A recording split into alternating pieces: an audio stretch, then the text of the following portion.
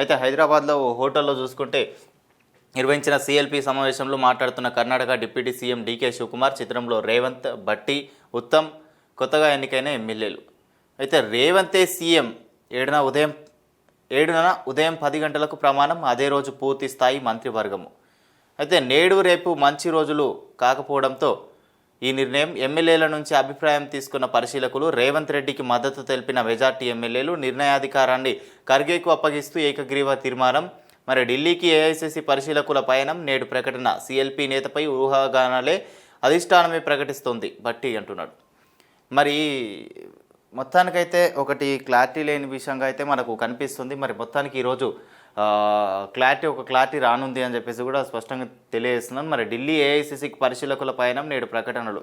మరి ఈరోజు అయితే ఒక ప్రకటన అయితే రానున్నది అన్నట్టుగా తెలుస్తుంది. మరి మొత్తానికైతే రేవంత్ సీఎం 7వ ఉదయం 10 గంటలకు ప్రమాణం, అదే రోజు పూర్తి స్థాయి మంత్రివర్గం కూడా అని చెప్పేసి అంటున్నారు. మరి నేడు రేపు మంచి రోజులు కాకపోవడంతో 7వ తారీఖున కూడా ఈ ప్రమాణ స్వీకారం కావచ్చు, మంత్రివర్గాలు కూడా కావచ్చు వివరణ తెలియజేస్తారని చెప్పేసి ఆ రోజు జరుగుతుంది అని చెప్పేసి కూడా చెప్తున్నారు.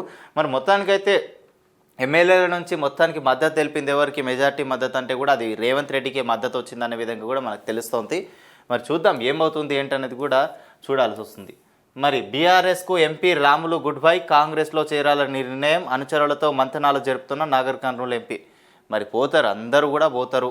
దగ్గరకు వచ్చింది కాలం బీఆర్ఎస్కు. అంటే బీఆర్ఎస్లో ఉన్న పార్టీలో ముఖ్య మంత్రులు కావచ్చు, లేకపోతే ఎమ్మెల్యేలు కావచ్చు, ఎందుకు అక్కడ ఉండరు అంటే అధిష్టానం వేరే యొక్క పార్టీలో చేతిలో ఉంది కాబట్టి, అధికారం కూడా వేరే పార్టీ చేతిలో ఉంది కాబట్టి, ఇతర పార్టీలో ఉన్నప్పుడు మనం వేరే పార్టీలో అధికారం ఉన్న పార్టీలో ఉంటే మనకు ధైర్యం ఉంటుంది కదా అనే ఆలోచనతో ఇప్పుడు వేరే ఏదైతే ప్రతిపక్షంలో ఉన్నప్పుడు ఏం ధైర్యం ఉంది, మనకేం ధైర్యం ఇస్తారు కేసీఆర్ ఇన్ని రోజులు అంటే అధికారంలో ఉండే కాబట్టి ధైర్యం ఇచ్చిండు, మరి ఇప్పుడు ఏం ధైర్యం ఇస్తాడు అనే ఒక భయంతోనే వీళ్ళందరూ కూడా కాంగ్రెస్ పార్టీలోకి వెళ్తున్నారని అనుకోవచ్చు నాకు తెలిసినంతవరకు.